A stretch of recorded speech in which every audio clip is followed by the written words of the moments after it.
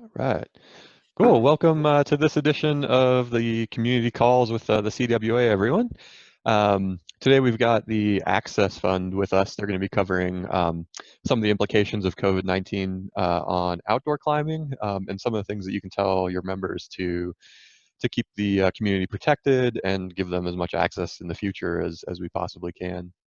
Um, we'll do a quick run through of Zoom today, as we always do, just for anyone who hasn't joined us before, cover some ground rules, and then jump right into speaking with the Access Fund. Um, with Zoom, as always, there's a chat function that you can use to discuss things with yourselves or send a message directly to the panelists. If you want to talk amongst yourselves, just make sure you use the drop down and select all panelists and attendees, and then everybody will be able to see your comments. Will, the Access Fund, is giving their presentation. Please type in any questions into the question tool located at the center right of your screen. And if you see a question that's already been asked, just upvote that to make sure that we get it covered, and we'll definitely address the most popular questions. And you can start typing questions in anytime, and we'll get to those at the end of the presentation. Our ground rules are the same as always. Just be polite and respectful to our friends from the Access Fund, the CWA staff, and each other. Keep any personal political commentary out of this, just to keep the discussion flowing. And anyone who abuses those areas will be removed. If we do unmute you with the raise hand feature, if you have some ideas you'd like to share, just limit those comments to 2 minutes or so that everyone has a chance to speak. So today we have two folks from the Access Fund with us. We have Chris Winters, who's the Executive Director, and Gareth Martins, who's the Marketing Director. Both of them have been with the Access Fund for a while and work towards all of the Access Fund's goals. Gareth will be speaking on some of the tools that they've put together to help you communicate with your members and stay involved with the Access Fund and climbing in general during the quarantine. So I'm going to hand this over to Chris now, and we'll let them kick this off. All right, thanks a lot, Garnet. Can you hear me okay? Yep. All right, great. Well, I just wanted to start out by thanking the Climbing Wall Association and everyone on the call, and my cat who's walking through the screen right now. Thanks a lot for inviting us to talk to y'all today.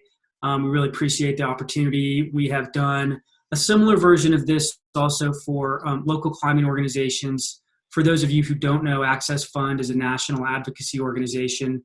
We work on protecting America's climbing, which includes keeping climbing areas open, protecting access, and also conserving the climbing environment. One of the things we do is to serve as an umbrella organization for approximately 140 local climbing organizations all over the country. It's an amazing resource, and those folks are the ones who are on the ground, living and working and climbing in these communities and working directly with land managers as well as your gyms and other partners all over the country. And so we did a similar version of this presentation a week or two ago for local climbing organizations to help them think through the response both as an organization and climbing advocates. And so we really appreciate the invitation to talk with you all today as well to help share out some similar information and thoughts on where this all might be headed. So I'm going to try to share my screen here. We have a PowerPoint that we did, and let's hope this works.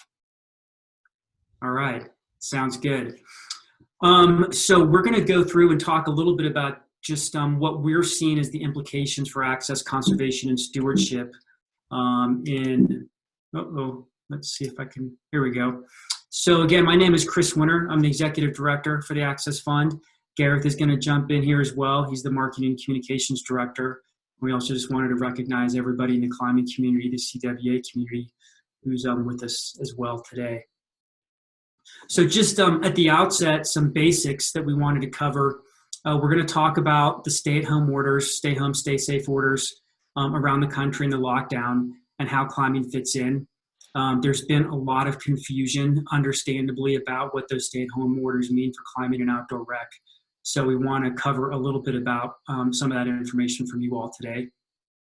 We're going to talk about what some of the messages are out that we should be sharing with climbers, and also not just COVID-19 messaging, and what not to do, but also what about maintaining some stoke for climbing as we all navigate the situation.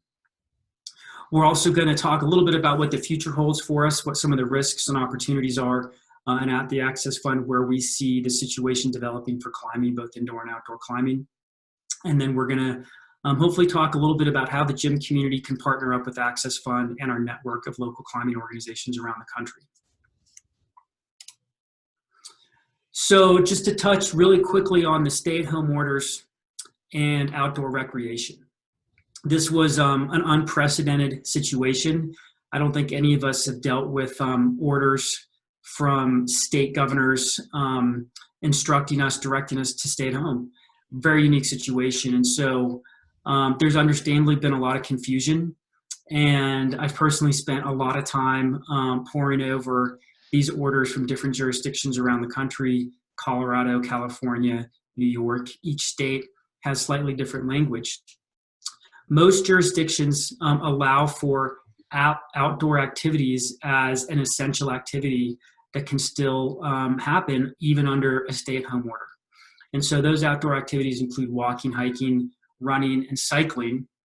And so kind of your typical things that you would expect to do out your back door. But climbing is never addressed in any of those outdoor activities. And so we've kind of just been in this gray area. Excuse me, hold on. So we've just been in this gray area where we don't really know exactly how climbing is addressed. We know team sports have been prohibited because of the social distancing requirements. Walking, hiking, running, cycling are allowed, but nobody really talks about rock climbing. And so we've kind of been left on our own as a community to figure it out. The other thing is that travel for outdoor activities is either prohibited or strongly discouraged, but there's really no consistent guidance on what that means, what it means to stay local. And so in addition to trying to figure out whether rock climbing is or is not allowed, we've also been trying to figure out how far we're allowed to travel in order to go climbing. And so that's also been a source of confusion. But what's consistent across the board is that social distancing is universally required in all of these stay-at-home orders. And so that means maintaining 6 feet of distance at least while engaged in outdoor activities. That 6 foot distance requirement is given to us by the CDC.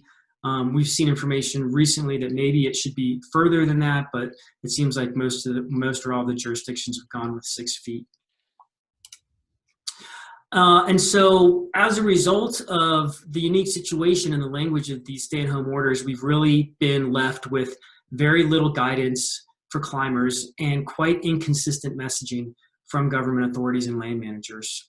And so just as an example here in Colorado, the language of the stay-at-home order says that travel is allowed for essential activities and outdoor recreation is an essential activity. And so that caused just an immense amount of confusion right out of the gate. People were thinking, can we travel to go climbing? Can we not travel to go climbing? It's not clear at all. The governor has asked people not to travel to go climbing. And in response, a lot of folks have said, but it's allowed under the plain language of the stay-at-home order. In addition, land managers around the country, federal land managers, state parks, county parks have been implementing an avalanche of site-specific closures. And so those have been layered on top of the stay-at-home orders. And so it's been chaotic to keep track of it. Access Fund is doing its best to track that information, and Gareth will show you where we're managing that on our website. We've tracked to date approximately 100 closures around the country, and that includes state parks, county parks, individual properties owned by local climbing organizations like in the Red River Gorge. So very site-specific closures to closures that apply to entire regions of the U.S. Forest Service. And so it's been very confusing and chaotic, but we're doing our best to keep up with all of the new information that's coming out. And so as a result of all of this confusion and inconsistent messaging, the climbing community, we tried to fill the gaps to encourage people to stay home, to flatten the curve, and to err on the side of caution. And so there's been a concerted effort by the Access Fund, by the local climbing organizations, professional athletes, and social media influencers to try to cut through some of the fog and some of the inconsistent messaging coming from the government authorities and land managers to really just encourage people across the board to stay home, and then to really be careful about what that means for climbing. And so here's some of the things that we've been really encouraging folks to think about in terms of staying home and climbing. Some of the risks, of course, traveling to gateway communities endangers community members in the smaller healthcare facilities. This was what I would term maybe the first wave of response within the climbing community. Bishop, California, Moab, Utah, and similar gateway communities were really dealing with a tremendous influx of climbers on spring break at the same time that this whole situation was developing. And so the first wave was really a concerted education effort to get people to go home and stay home. And that really happened even before these stay-home orders were getting put into place. And so that was largely successful. I think we all did a fairly good job of helping to partner up with these rural communities to get people to go home. Committing to stay home over the long term is a little bit more challenging, but that means that we're going to do our best to not spread the virus, and that's really, really important, of course. It's a community-wide effort to try to prevent the spread of the virus as much as possible, and climbers have to do our part in that larger effort. Social distancing at a busy crag or in a group is really difficult, and so that's also weighs heavily in our minds in terms of whether climbing is appropriate or not. Here on the Front Range, crags get really busy. Places like Clear Creek Canyon don't have very large staging areas, and it's just really hard to see in a lot of instances how more than a couple people could be at a busy crag at any one time and still respect the social distancing requirements.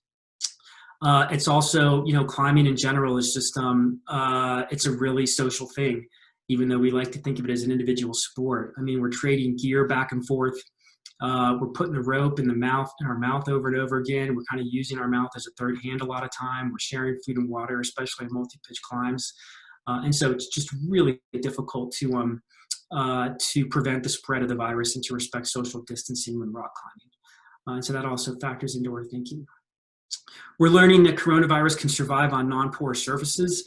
And so we don't know a lot about its fate in the environment or on rock, but what we do know is that its survival on non-porous surfaces is probably better than on porous surfaces like fabrics. And so we just don't have a lot of concrete data and conclusions, but we know that there's a risk. I also just saw a report somewhere that the coronavirus can be spread by the soles of shoes. So I think that's obviously relevant for the climbing community as well. And so there's just a lot of information that's being developed right now that's going to help us flesh out what the true risk is, but it's all emerging as we go. And of course, social distancing in a rescue is really difficult to impossible. And search and rescue folks are also often healthcare providers. And so the additional risks that we take on as climbers and outdoor enthusiasts are perhaps more important to consider at a time like this. So I'm going to pass it over to Gareth now, and he's just going to talk a little bit more about some of the marketing and communications materials we've put out. Thanks, Chris, and good morning, everyone. Yeah, so as we entered this crisis, it became pretty obvious that in our communications, we really needed to be nimble and timely as an organization, and in particular as our role as a conservation stewardship advocacy and policy organization. And so we began compiling resources on COVID-19 for climbers, first starting really with how Access Fund had initially responded to the crisis. And that was the obvious things like closing our office, canceling our events, making sure that our conservation teams were quarantining in place and not holding stewardship events, etc. Front and center on our homepage is resources for climbers. And as Chris mentioned, we've also been compiling a list of closures and restrictions as those have developed. We knew when we started compiling that list that was going to quickly evolve into basically almost everything is closed, if not everything is closed. So in compiling that list, we definitely, Chris, can you go back one more slide, back to the prior slide? In compiling that list, we were really, really careful to be clear that it wasn't a authoritative list, and we even strengthened our messaging at the end of the week as that list grew to close to 100, and clearly stated that this is not a time to seek climbing adventures. Front and center on that page, also you'll see right here are the bulleted items that we're conveying to our community about just being smart during the crisis. Yeah, we can go to the next slide. So this is just a screenshot of that closure list, and at first we were updating it daily. Now it's every few days, but you can take a look and check out the closures. We're also working really hard to direct people to their local LCOs. So front and center, you'll also see links to local climbing organizations, and you know, really there's a wide breadth of responses that our local climbing organizations are engaging in, and those are appropriate to the communities, the populations, the crags in the area, how far people would have to travel if they were climbing, etc. So you know, we're really wanting people to follow local direction, as well as, you know, the overarching best practices around coronavirus. You can go to the next slide.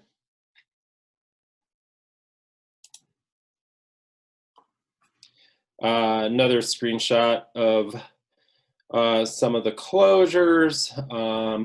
Obviously, we saw early on U.S. Forest Service in Colorado, and I think quite a few other states now around, especially around the West, have closed trailheads. Interesting thing to note here is that high-risk activities such as rock climbing was cited.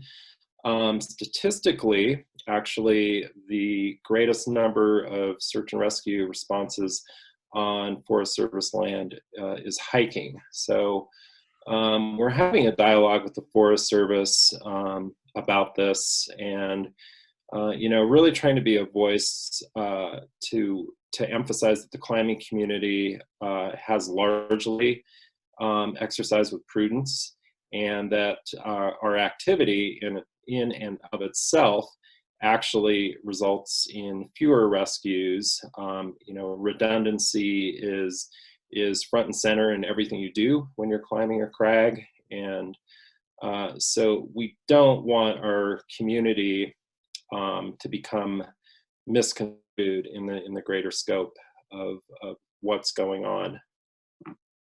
We can go to the next slide.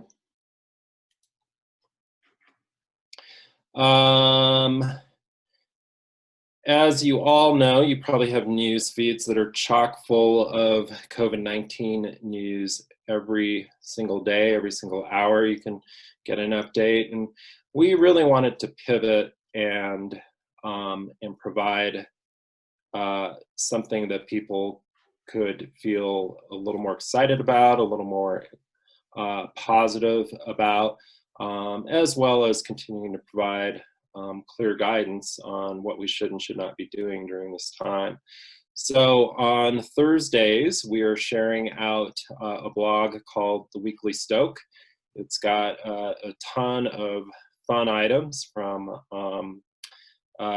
photos of people climbing inside, and you've probably seen this trend across social media, people climbing in their kitchens, in hallways, etc., to you know, great classic climbing movie content, and as well as the ongoing content that we're putting out that's related to the mission of Access Fund. Again, that goes out every Thursday. There's an email that goes out for it on Sundays, and that's super easy to sign up for. If you just go on our site, you can actually sign up for that email. And we've shared it with CWA as well, and you can just click through for regular social media and content updates that you can share with your audiences. And we update that at the end of every single week. So there's regularly updated content and social media shares that all of you are welcome to tap into. We can go to the next slide. A little more social that we've been running. On the left, again, it's really important for Access Fund to maintain our mission and stay on point with what we do, because obviously it's easy to be very, very distracted during this time.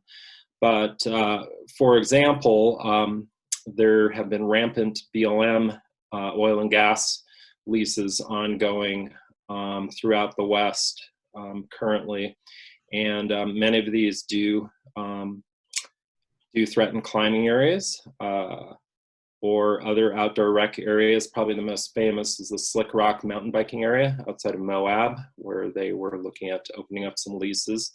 So we want to stay on point and make sure that we're keeping our community aware of these ongoing threats, and that we've got, you know, policy folks on the ground making sure that things like this don't go forward. And then on the right, you see a share where we're reaching out to the community and asking people to share their weekly stock photos of how they're training indoors and just dealing with being quarantined.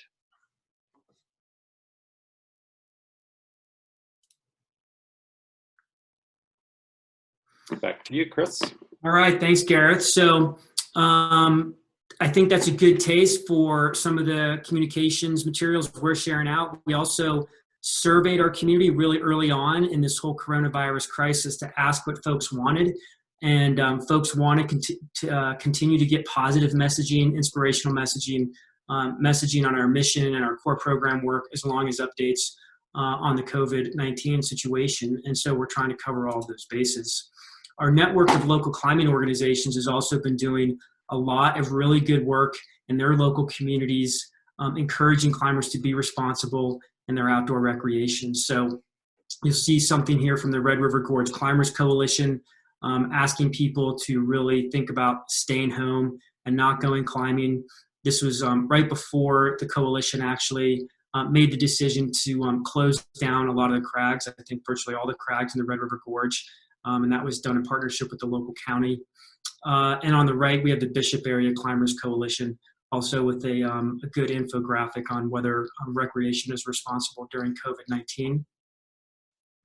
So the LCOs are doing really good work.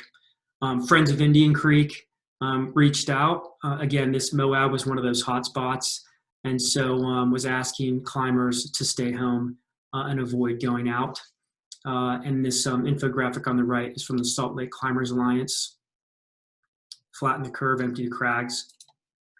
Coincidentally, Julia Geisler is the executive director for the Salt Lake Climbers Alliance. She and her husband contracted COVID-19, and so ran a really well thought out and written personal account of having COVID-19 and shared that out to the community as well. So I thought that was a really well done piece, which you all can check out. And then this is just another example from the Torn Valley Climbers Coalition in New York, which is quite close to the hot spot. And so ban non-essential gatherings, don't spread the virus. And so that's kind of what some of our local climbing organizations are doing, just to give you a sense. And we'll talk a little bit more in a few minutes about how you can partner with LCOs. But we also wanted to talk a little bit about how climbers and outdoor rec are being represented in the larger mainstream media and even some of the endemic media, because we think that's an issue we need to track moving forward. And so I'm going to kick it back to Gareth for this part. Yeah, we've been tracking practically anything that is coming forward on outdoor rec and climbing in the media. And so what follows in this presentation is by no means an authoritative list. But it's really interesting to see how our community is being represented, sometimes in positive ways, sometimes in not so positive ways. There is a recent, I think it dropped just yesterday, a recent article in Outside Magazine regarding surfers and climbers and why those communities are the most likely to break the rules and engage in their sports during this crisis. So I think if you just search surfers and climbers on Outside Magazine, that one's an interesting read and an interesting take. This slide is a good example of folks still going out and getting out there and getting themselves in trouble. And certainly, and this harkens back to the Forest Service guidance, a lot more likely that if you're rescued off a wall, that you're going to make the news, rather than if you're out in Boulder County parks and open space and you twist your ankle and you need a rescue. So this is something we really need to be careful about as a community. Really, what are the risks you are willing to take, and what are the optics when you take those risks and things go wrong.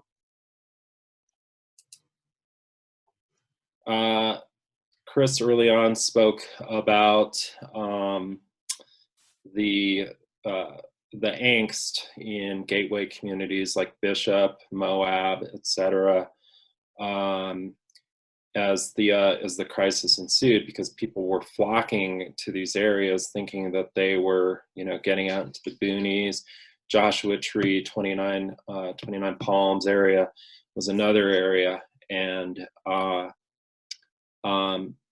quickly became evident that these communities could be severely endangered by people flocking to these areas. So we were quite active in sharing that folks should not go to these communities and climb, and that instead they should follow shelter-in-place rules, and that these iconic climbing destinations will still be there.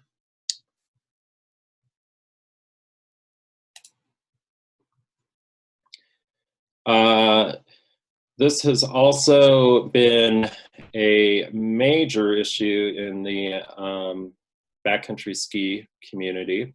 And if any of you are familiar with Winter Wildlands Alliance, they are also an organization along with Access Fund under the Outdoor Alliance umbrella. So they've been actively communicating to their community as well. But what we've seen is people flocking to the backcountry because ski areas are closed. A lot of people flocking to the backcountry that have never skied in the backcountry or have no backcountry ski experience or avalanche training whatsoever.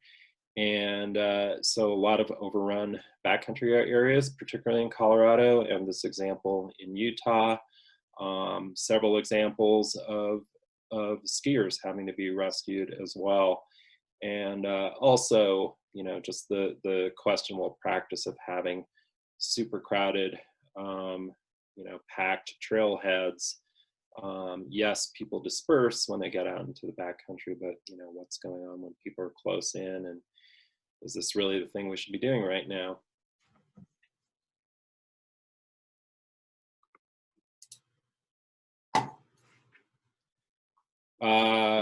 And then again, the media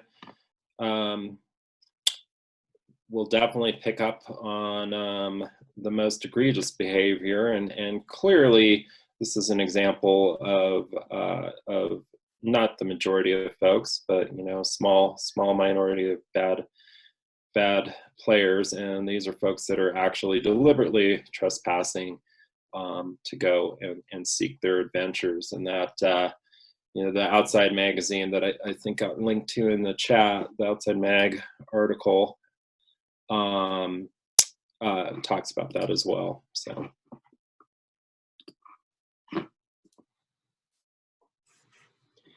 And finally, this is a little more localized for Boulder, but I think it's true of other communities that have really, really great close-in recreation opportunities.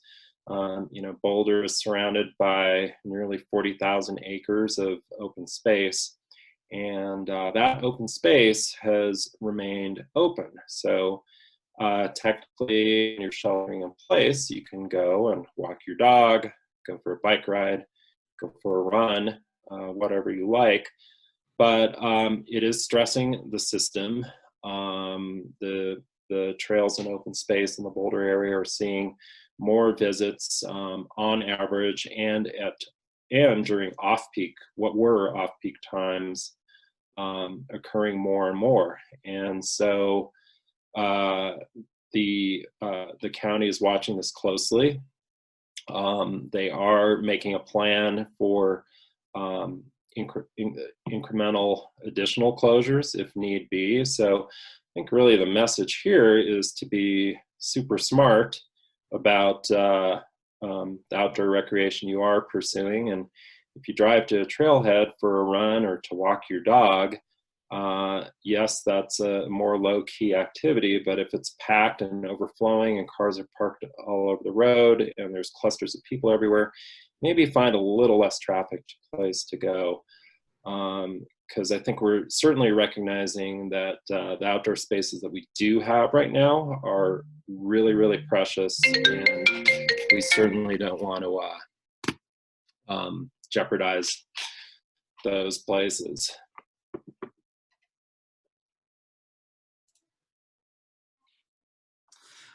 Thanks for that, Gareth. So I think the take-home message, there's a couple take-home messages, at least for me.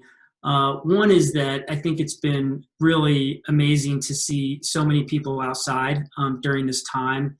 And I think it's helped to reinforce the importance of having green spaces and parks and these public lands accessible for folks. And it's really helped to drive home how important it is for all of us to have close to home nature to enjoy and the value of outdoor recreation. At the same time, I think this point in time carries with it a lot of risk for the outdoor community and for the climbing community more specifically. We have all collectively worked really, really hard over the last 10, 20 years to change the narrative about climbing and outdoor recreation, to talk about the benefits that it has for public health, the economic benefits for rural communities, all kinds of things, as well as the great stories about the gym community, small businesses creating jobs and contributing to the overall economic benefits of outdoor recreation. So that's a narrative that we've been really intentional, both at the Access Fund and in the community more broadly, about helping to steer over the last 10 or 20 years. And so in addition to concerns over spreading the virus and contributing to public health, I think we really need to be cognizant right now of how our individual actions and our community's actions can be interpreted, will be represented by the media, and the risk that has of setting back a lot of the work we've been doing for a long time to help shape a more positive narrative about our industry and outdoor recreation more generally. And so, what we see at stake right now is not just the public health issue, although that's, of course, the most important thing to focus on. But we also, there's a conservation risk. We can't reopen the outdoors without continuing to fund and implement critical stewardship work. The Access Fund, the local climbing organizations, other recreational groups do an incredible amount of stewardship work all over the country for land managers and for the public. And the support for that work really depends upon folks supporting outdoor recreation and public lands. And so we have to continue to think about building that strong base of public support over the long term. We see a lot of access risks right now. If climbers and outdoor enthusiasts are being perceived as bad actors, we're going to have a much more difficult time of restoring, protecting, and enhancing recreational access. It's a huge data management issue for us right now. just to track all of the closures and restrictions around the country. And we're going to do our best to make sure that those are all lifted in due time so folks can go back out and start enjoying those places when the time is right. But restoring access is going to be a challenge, and it's going to become more challenging if the narrative and mainstream media continues down this road of highlighting the bad actors or the occasional incidents of search and rescue.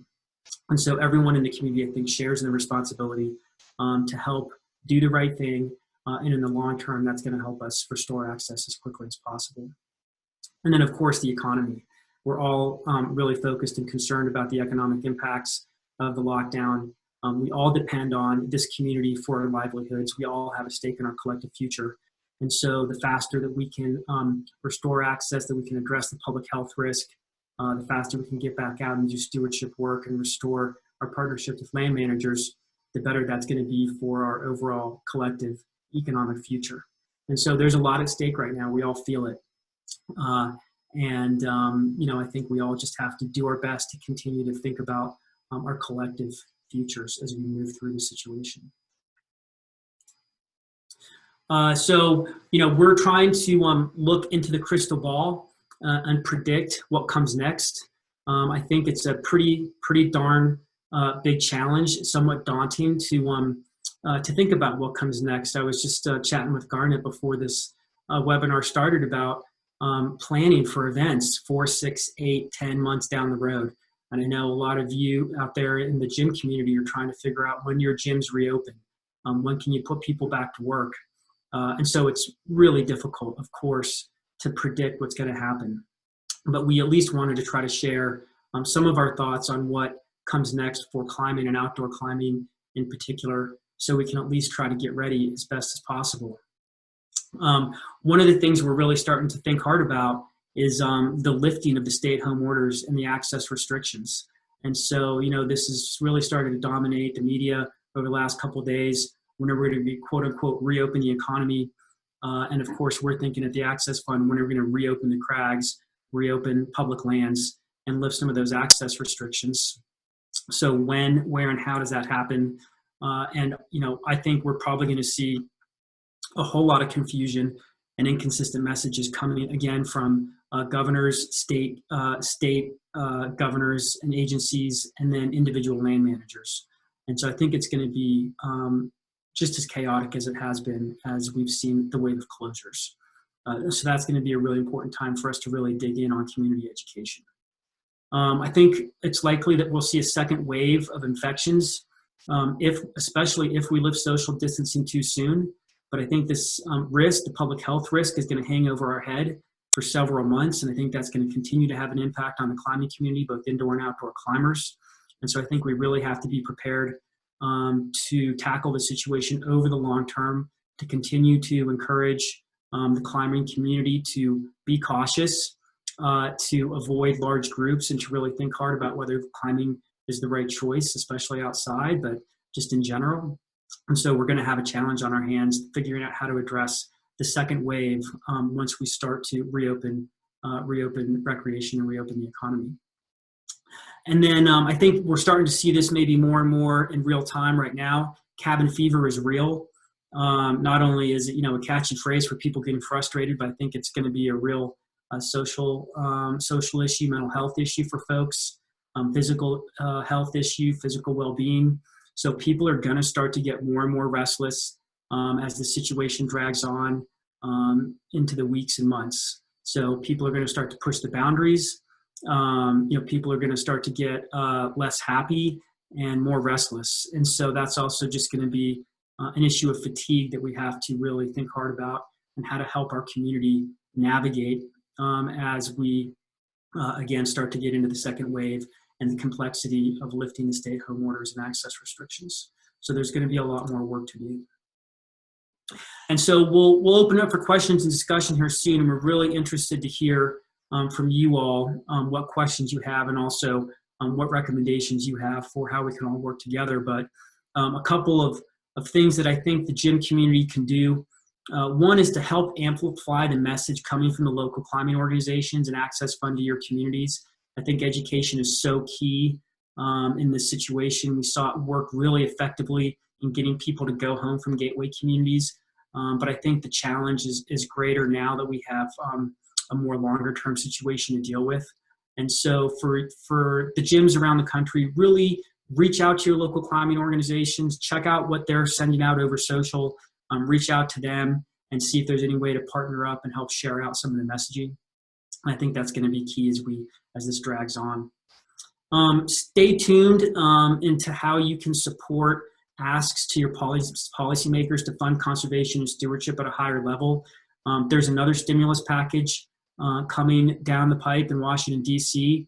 There were a couple things on the table before this whole thing broke, including Restore Our Parks and permanent dedicated funding for the Land and Water Conservation Fund. Those are both really important policy tools for the climbing community and the outdoor recreation community more broadly. Access Fund has used the Land and Water Conservation Fund 12 or 14 times over the last many years to buy crags and permanently protect them for outdoor recreation. And the Restore Our Parks Act would, of course, fund deferred maintenance in national parks and potentially also Forest Service and BLM lands. And so not only is that a really important way to protect the places that we love, but it's also potentially a really good tool to get people back to work and to contribute economically to some of the rural communities that have been hit especially hard. And so please stay tuned for how you can support the policy work around conservation and stewardship. We're really encouraging people to kind of get ready for the New World Order when the stay-at-home orders and the access restrictions are lifted. And I think they're probably going to be lifted inconsistently around the country. Just in the last couple of days, states have been suggesting that they're kind of building coalitions to make it a more orderly reopening of the economy. I think that's a pretty good sign, but I'd really love to see more of that within the land manager community, having state parks, federal land managers, and governors working together to make sure that the access restrictions are getting lifted consistently around the country and in certain regions. And my fear is that one place will be open first, and there'll be a rush of people to that one place, and social distancing will be really difficult, and we may inadvertently contribute to a second wave. And so we really have to be starting to get ready to share out the messaging around the reopening, and also to advocate with our land managers and government agencies that they do make a well-coordinated effort to do this in the right way. Finally, I just wanted to say, keep up all the great work. I've been really super impressed and inspired by the gym community in general, the home workouts, all the stoke. And I know just from a personal level that it's really difficult to lay people off and be really concerned about your employees and your customers and everyone in our climbing community. So keep up all the great work. I know it's super hard, but we're with you and we support everything that you all are doing in the gym community. So a couple more things. Think about potentially positive messages and look for earned media opportunities, letters to the editor and op-eds. This is a really interesting time. I think there's a lot of good opportunities to help shape the narrative. We don't have to sit back and let these unique incidents, the bad actors, the one-off search and rescues dominate the mainstream media. So we could go out there and be strategic and ask for and look for certain kinds of coverage and opinion opportunities. So a couple messages that might be good to think about. I think this situation really helps drive home the value of parks and green spaces in every community in America. I feel super lucky here in Colorado to be able to walk out my back door and hit some community trails up in the foothills. Not everybody has that opportunity, especially in denser urban neighborhoods. And so it's really a great opportunity to talk about the importance of equity around parks and green spaces. And so I think that's a great message, especially for some of the gyms who might be in more urban communities. The economic benefits of the outdoor industry to local economies, I think it's always a good time to drive home that message, especially as we look at stimulus funding and how to reopen the economy and to get us back on track. The outdoor industry should be a key piece of our strategy, especially around rural gateway communities. And so reopening the economy, I think, means also reopening the outdoor industry to a certain extent. Climbers giving back and being creative in the time of COVID-19. It's interesting we put this on here because I know it's happening all over the country. I don't think we're giving each other enough credit for the amazing work that we're doing. And we pulled this slide together a couple days ago, and then just yesterday, Rock and Ice magazine ran an amazing article from Alice Nocius about a woman in the Carbondale in the Roaring Fork Valley who was going out and basically volunteering to buy groceries for families and delivering it to their doorstep.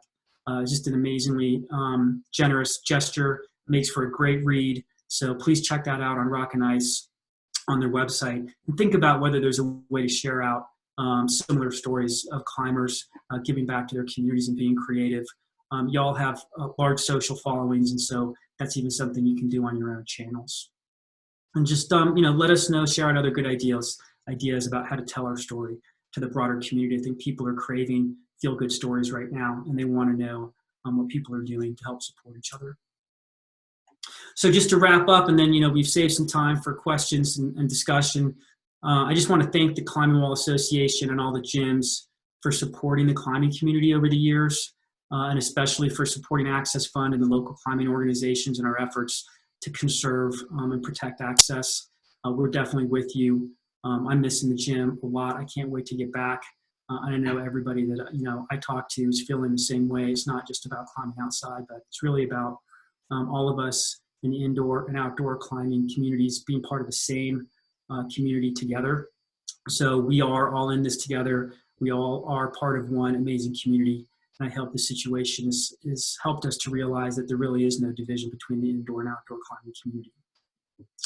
And so finally, just feel free to reach out to us at any time. Our emails are there, myself and Gareth. We're happy to help if we can. And again, it's been a real privilege to be able to talk to y'all today, and maybe we'll just open it up for some questions and comments. So Garner, maybe we'll kick it back to you. Yeah, thanks, Chris and Gareth. So yeah, anyone, feel free to start typing in your questions into the question and answer tool, and we'll get those addressed by Chris. To start off with, saw something in the chat about Ontario specifically, but we do have a number of people on the call from different international locations. So other than following local guidance, do you think there's a similar risk in other countries to maligning climbing in the mainstream media that can happen on a broader, more global scale? And B, are there any other countries that you're looking to that might be a little bit ahead, have a more advanced timeline than we do, to see how they're handling gaining access back to their outdoor spaces? Yeah, I mean, I've been trying to pay attention to what's been going on in Europe, especially because it's a really unique situation over there. And in Europe, they start from a better place in terms of climbing because it's more ingrained in their culture. And it's a more popular, widespread activity, especially in places like Spain and Italy, Switzerland, the Alps. And so they have just a long tradition of climbing in so many sport areas all over the country. So Europe took a really aggressive stance, shut down all their climbing areas in Spain and Italy pretty early on, and then started fining people for going climbing. And so that we haven't done that here yet. But I think that's going to be an interesting situation to watch evolve as they start to reopen. And I think they're going to be a little bit ahead of the curve compared to where we are, I think, in reopening. And so I think we should be paying attention to what's happening in Europe in terms of access. I know in Canada, the place that I've been really focused the most on is in BC and Squamish because I've spent a lot of time there. And I know there's been a lot of social, just community-based efforts to try to get people to back off a little bit in climbing. And I think they've had a pretty similar experience to what we've been dealing with down here. Yep. Cool. See, Casey Wilson wants to speak, so I'm just going to go ahead and unmute you, Casey. And yeah, feel free to jump in. Nope. All right. Well, while we're waiting for Casey, I'm going to throw a poll up. I was just curious how many people out there had put out any social media or email messaging about outdoor climbing and what you would hope that your members, how your members behave in these times. I think this is a great membership engagement opportunity and a way to keep things fairly positive and community focused as well. As kind of on that note of communications, either Chris or Gareth, what parts of the weekly Stoke would you imagine would be like the most shareable for the gyms to their members? Well, we made the weekly stoke really easy to for the entire blog to be shared. Um, and also the link we provided of our social resources and content links allows you more of an a la carte menu. So in particular, the content resources that we're listing up there, some of those are more evergreen issues that are critical to Access Fund in our work. So those can go a long way as well. Things such as the top 5 threats to public lands, or currently, if we were out there climbing, we would be faced with moderating our behavior because of raptor closures. And so some good information on why there are raptor closures and what falcons do when they're nesting. So things like that. So really, you can go a la carte or just share the entire weekly blog. And do you find a difference in engagement between more rural gyms or more urban gyms, or do you, does the proximity to an outdoor climbing area affect the like number of viewers you have for the stoke or the gyms that you typically engage with? Well, we don't. I mean, we don't know yet. We're 2 weeks into actually producing the weekly stoke and sharing it with you guys. But as we get a little more data, we just so you know, we have tracking links on the shared document, so we will be able to provide you with that data over time. Okay. It looks like we got Casey back with us, so I'll let you jump in now, Casey.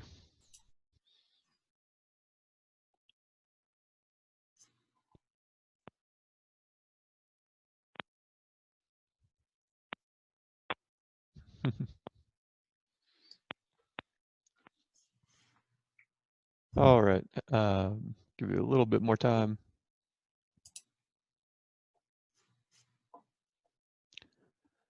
Okay. Can you hear me at this time? Oh, we got you. There She you is. go. Perfect. Sorry, I don't know what's going on with my headphones today. They're being nutty. I just want to say, first of all, like, thank you so much for hosting this call. I think this topic is like critically important, and I'm really excited to see there's so many people on this call as well. My name's Casey Wilson. I work with the Ontario Alliance of Climbers now up here in Ontario, Canada, and this is something we've been obviously watching very carefully as well here. And I guess one of the things, I'll just make a comment first and then pose my questions, but the first comment is we've been really careful up here, and you can let me be careful not to say that this is a climbing ban, and the reason why we're doing that is because we don't want to end up with climbing bans in place and then have difficulty lifting those bans after the COVID restrictions are lifted. So that's something that we've been really careful with. Is there?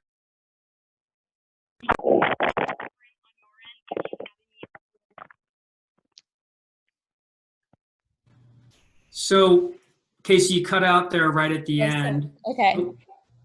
You jump back in, but I think I heard you say you've been careful up there in Ontario not to portray the closures and restrictions as climbing bans. Correct. Yeah. Yeah, because it'll be more difficult to get those bans lifted in the future. Mm-hmm. I think that's a pretty smart move, and we've been pretty careful as well not to talk about with land managers about banning climbing or singling out climbers as a more higher risk activity. And so a lot of our strategy in terms of encouraging the climbing community to be cautious and responsible is so we avoid that very issue of having our community singled out by land managers. In some places it's inevitable because there are, for instance, crags. Like we own a crag in Tennessee that we had to close. Some local climbing organizations own crags also, and it's really just a climbing area and not much else. But with public land managers, we're really sharing, I think, your strategy of working hard not to single out climbers. Okay, great. Sorry, a couple other concerns we've just been having up this way, which I'm sure you're probably feeling that there as well. But obviously, the opening of gyms will likely be something that is, potentially phased, and if not phased, we have to assume there's going to be some stigma around going to the gym. Additionally, some people may find it more financially feasible to be able to go out to the crag as their first adventure into climbing, or potentially just rather than having a gym membership, going back into the outdoors. So that's something that we've been very concerned with managing. And the second part of that is that cross-border climbing. So we already see climbers from Michigan coming up to sensitive areas here in Ontario, like Lion's Head, and there is a concern that if the U.S. has a harder time sort of squashing this pandemic, are we going to potentially see that an influx of climbers coming up from the States and flooding some of the really sensitive areas and limited climbing areas we have here in Ontario? And I mean, vice versa as well, right? If for example, the US is able to kind of open up more quickly than Canada is, and climbing is still not something that we can do within the COVID limitations, how can we help prevent people from going down to the red? I mean, obviously there's communication that we can do, but those are some of the concerns that we've had. Yeah, I think on that second point, I would say that, for crags in Ontario and local communities in Ontario, I think it's important to reach out to the gyms, the local climbing organizations there, and some of the local governments and land managers, and see if you can get alignment on what the message out should be to other climbers from other areas that are coming in. For instance, in Bishop and Moab, there was alignment. The message was, please don't come visit us right now. And if you're here, please go home. And if we start to reopen and it gets too chaotic, if y'all can get in alignment with the message of please wait a few weeks, even though we're open, we're not quite ready for you, or we're not sure the risk has been alleviated, I think that can work, at least help if there is alignment, if there's a consistent message out. But I think it's important to really be open in that message, not to be too critical or too negative. I think there's been a lot of divisiveness in our community, especially online. And so the more that we can shape our messages to be, let's hold off for a little bit and please think about the well-being of our communities, and we will be interested in welcoming you back soon, but just not quite yet. I think that can make a real difference. And on the flip side of that, I think follow the lead of the Red River Gorge Climbers Coalition and the communities down there. And when they say it's okay to come back, share that out to your local community. And if they're asking for folks to hold off, share out that message too. So I think that collaboration and community education piece is going to be really, really super important as it gets kind of chaotic.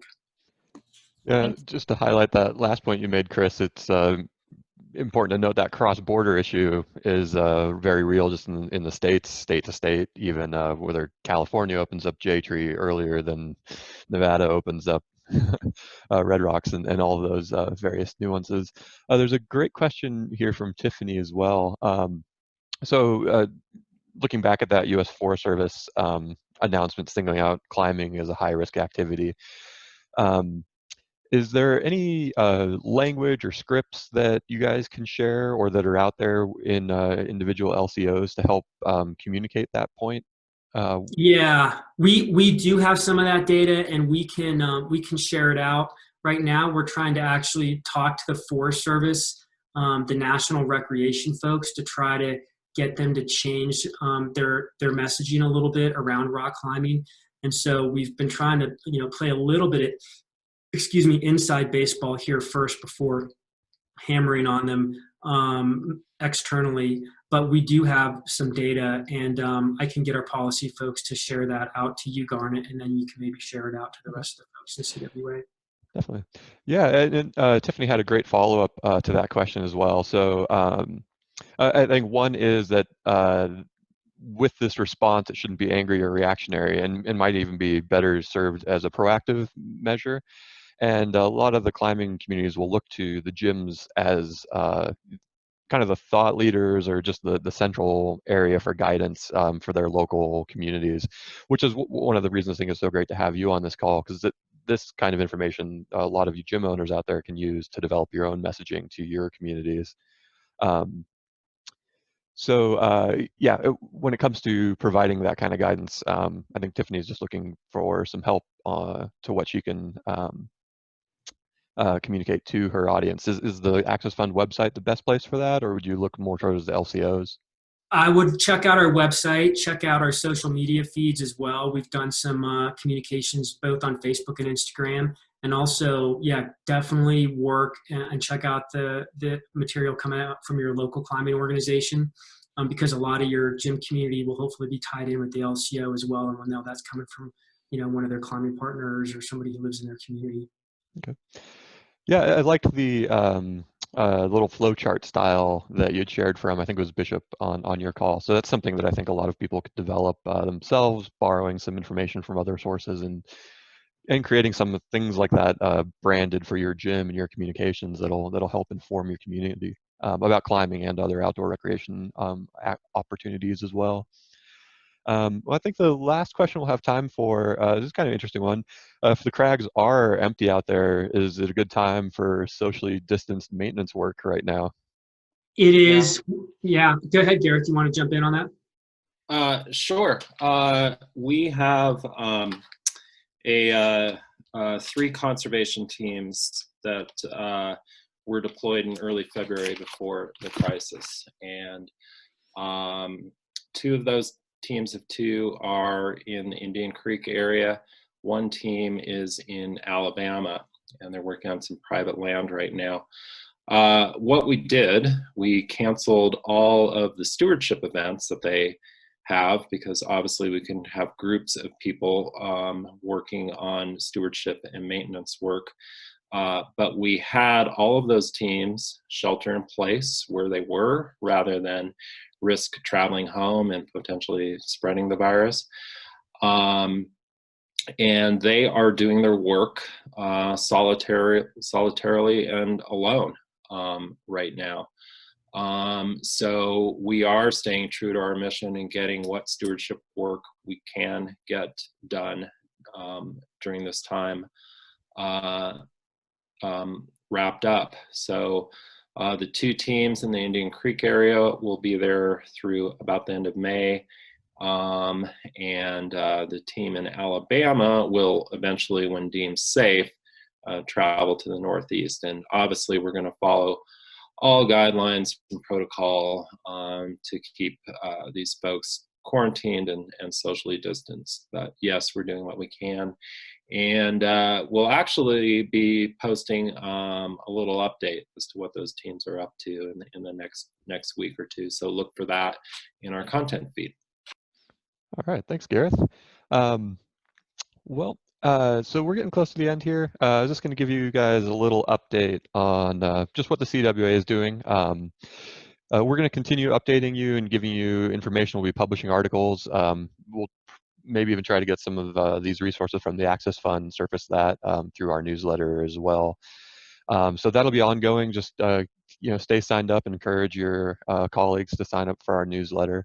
At the moment, we're researching and gathering information to help you guys towards the reopening process, both on the hygiene cleaning side, but also business practices. So that's an ongoing project, and I think you'll see some of our content start to shift into that as we get closer towards the possibility of reopening and re-engaging with the world.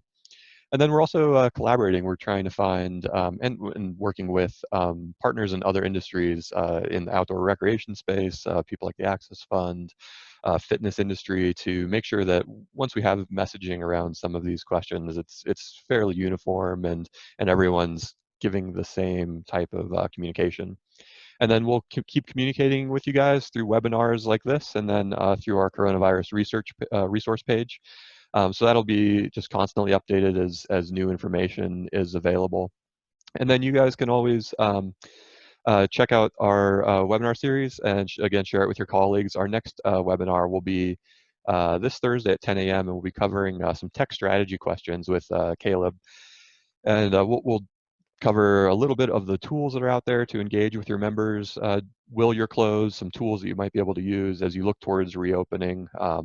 and a whole broad swath of topics under what could what you guys should be keeping in mind as you develop your tech strategy going through the closures and towards reopening.